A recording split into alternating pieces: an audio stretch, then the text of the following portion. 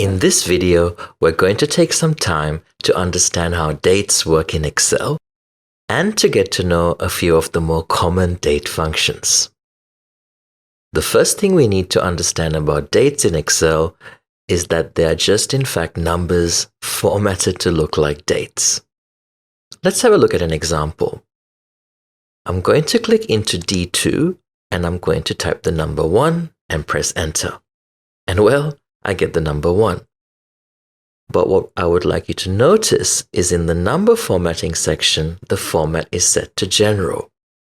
That basically means no format has been applied. If I click the drop down and change that to short date, it changes to the 1st of January 1900. Interesting. If I now type the number 2, now remembering that this is now formatted to be a date, and press enter, I get the 2nd of January 1900. So you get the idea.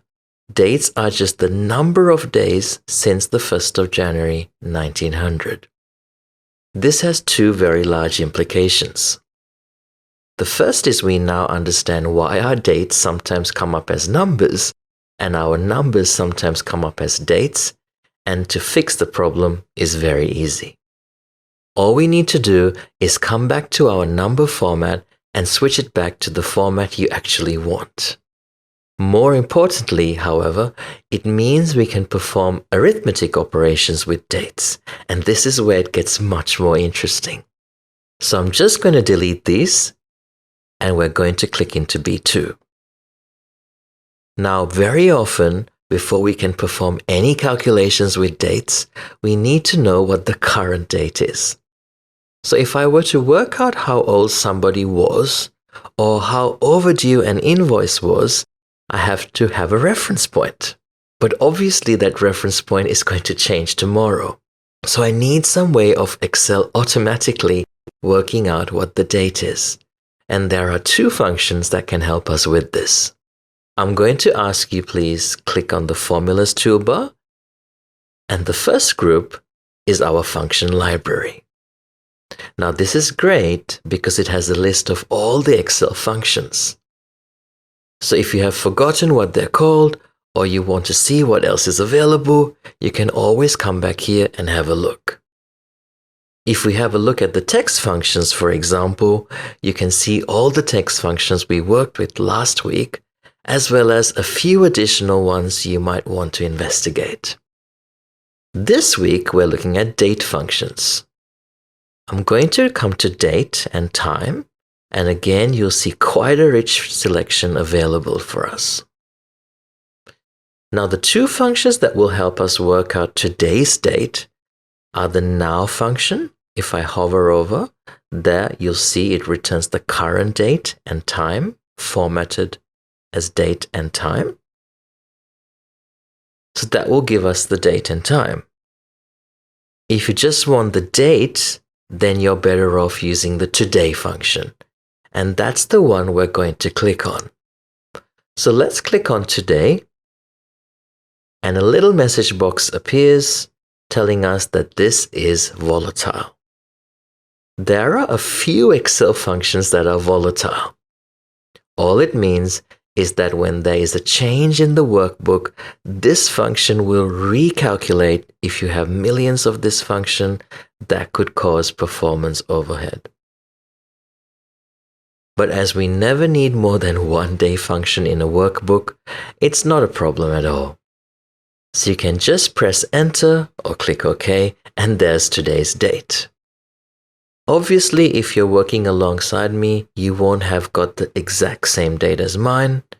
You would have got whatever the date is where you are right now. So just to recap, the now function returns the date and time. The today function returns today's date. And when I open up this workbook tomorrow, it will actually have tomorrow's date.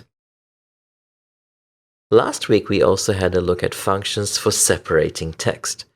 However, we can't use those same functions for separating out our dates. So if I want to just extract the day or just the year, the left and the right functions are not going to help me because actually this is just a number. Excel provided us with 3 date functions specifically for separating our dates. And if we come back to our date and time functions, we'll see we have day, month, and year, and these basically perform a similar function to the left, right, and mid functions. But they extract the day, the month, or the year as a number. Let's see how these work. So I'm going to come into L5 and I'm going to type equals DAY and tab. Now the argument it needs is a date. It says serial number, which is a little confusing, but we now know that dates are in fact numbers. So we're going to click on invoice date and press enter, and you can see what's returned, the second. And if I double click, copy that down, I can now see the day on which I was invoiced. Now very similar, and I'll just do them in their cells to the right to demonstrate, you have your month function.